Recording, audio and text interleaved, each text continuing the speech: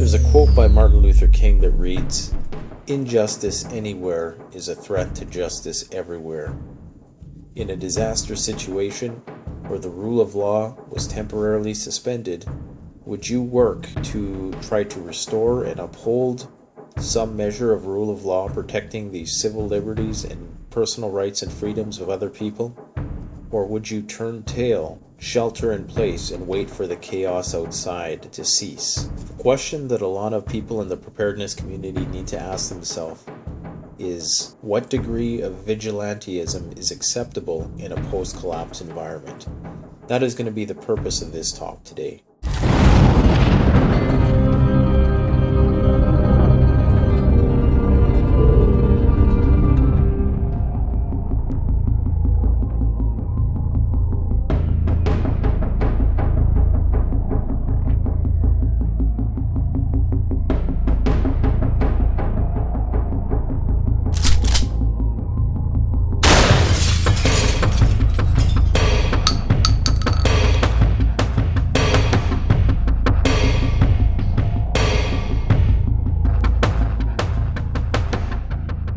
Hi folks, Canadian Prepper here.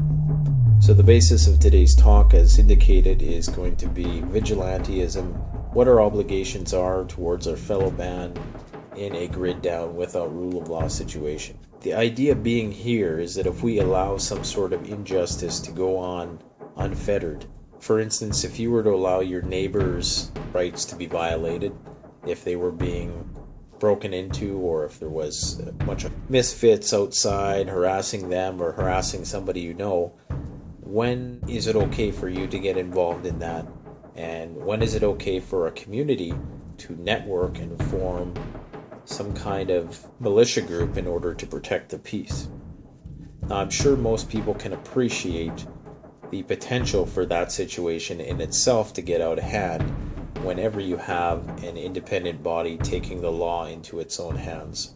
So obviously this is something which I would hope would only be attempted by people of integrity, people with some degree of ethical enlightenment who would partake in trying to protect the greater good. This is a hard thing for us to grasp as preppers because most of us are born from that individualist mindset where we look out for our own personal rights and freedoms. But the way I see it, if we allow the rights and freedoms of somebody else to be trampled, that injustice is kind of like a spark. And if we allow it to continue unabated, it eventually is going to be at our doorstep. It's like weeds in your lawn, if you just, tyranny is always being suppressed. Tyranny is always held down by civility. So if I was just to let one weed pop up and not do anything about it, the next day I would have 2 weeds, the next day I would have 3 weeds. Before I know it, tyranny would be everywhere. And that's the case with these roving gangs of thugs and different criminal elements that we envision in a post-collapse environment, is that if your community doesn't work together to protect yourself from something like that, and not only your community, not only your family, but I think we really need to evolve out of this idea of just protecting each other and our own, and actually understanding the importance of looking out for our community, because without that community, we're not ever going to be secure. So whether it's born from a place of self-preservation and selfishness or altruism, regardless of what your motives are, the end goal should be to be protecting the rights and freedoms of everybody else around you who has some vested interest in protecting that community. So altruism is something that is lacking in the preparedness mindset. And this is partly owed to Western culture's predominantly lone wolf individualist mindset. This is something which has been shaped by our culture, largely by Hollywood depictions of lone wolf heroes like Batman, V for Vendetta, I Am Legend, the one good guy who's taking on all the stupid bad guys. And of course, the one good guy always wins.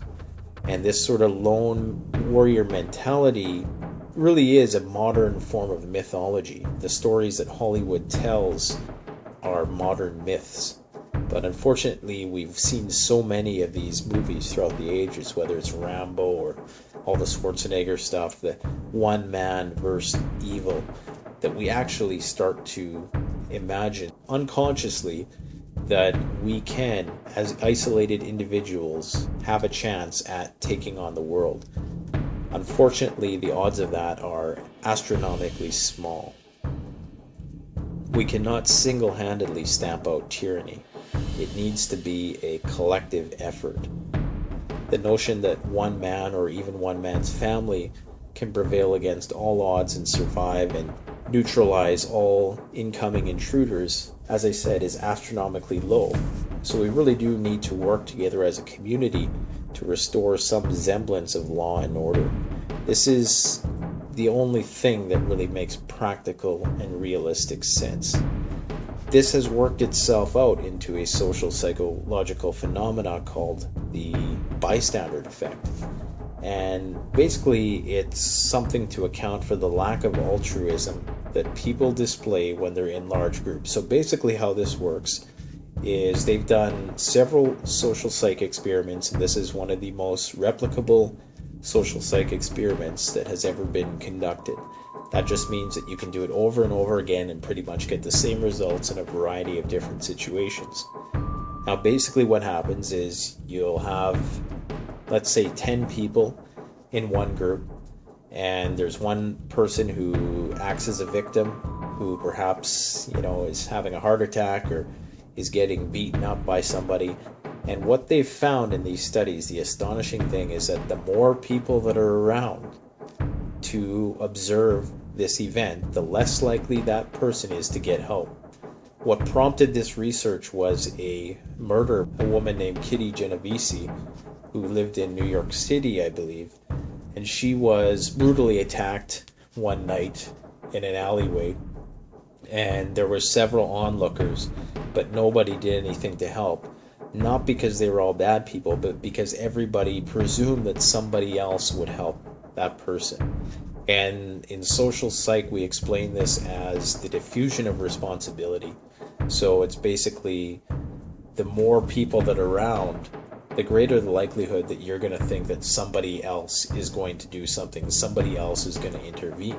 So responsibility is diffuse. This is something which is prevalent in Western culture. I'm not sure if these results, I predict that they wouldn't be as replicable in Eastern cultures where there is a more communal mindset. Unfortunately, within our culture, we have this effect, and this is something that we need to take into consideration, that just because there's a bunch of other people doing stuff doesn't mean that anybody else is going to go and help and aid others. It's going to take some very special people of integrity and high moral standing to take that initiative and actually get out there and support the rights and freedoms of their fellow man. This is something that I think is going to be essential if we ever want to restore any measure of law and order. Obviously, it's going to be restored at some point, but emergency services can only do so much.